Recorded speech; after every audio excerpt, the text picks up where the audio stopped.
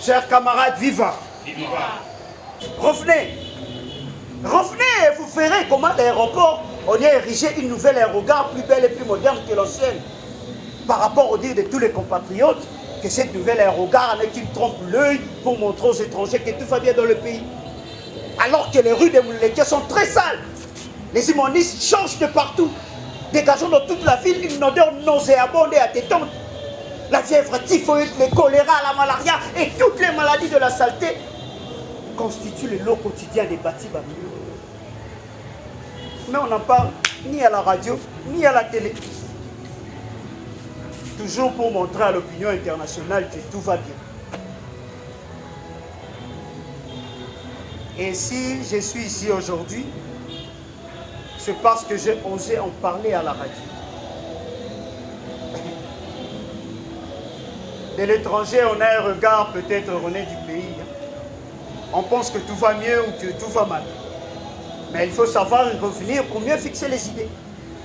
Vous allez retrouver un pays meurtri, alors que ceux qui les gouvernent vivent dans l'opulence la plus insolite. Chers camarades, viva! Viva! Quand nous nous serons remis du tribalisme, quand nous aurons fait l'unité nationale, quand nous aurons placé les intérêts de la nation au-dessus de ceux de la tribu et de nos intérêts personnels, qui ne sont qu'égoïsme et méchanceté, quand nous aurons introduit la démocratie dans notre tradition politique, nous aurons sauvé la nation. Nous aurons fait œuvre utile pour la postérité. Nous ne nous en rendons pas véritablement compte que le tribalisme a sérieusement entamé la solidité de l'édifice national. Et personne ne se rend compte du tort que nous causons à ce pays. Qui alors peut décider de changer? De transformer sa mentalité en faveur de la nation? Qui?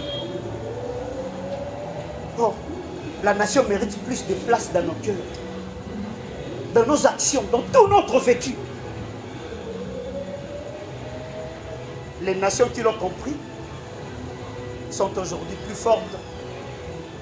Elles ont la voix prépondérante dans les concerts des relations internationales. Pourtant, le maître mot qui détruit notre nation, qui la ronge et la rouille de l'intérieur, c'est le fait de chacune de ses composantes de placer l'ethnie dont elle est membre au centre de toute chose. Ainsi, certaines ethnies établissent une sorte d'hégémonie sur les autres. Et cela crée des frustrations. Cela fait naître le sentiment de revanche. On fuit pour défendre son ethnie. On pille, on vole le bien de l'État pour devenir riche et puissant et faire l'honneur de son ethnie.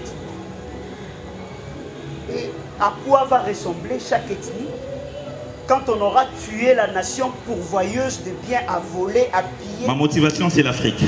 En fait, c'est tout ce qui se passe en Afrique. On n'a pas cité un pays. Il ne faut pas que les gens de soi-disant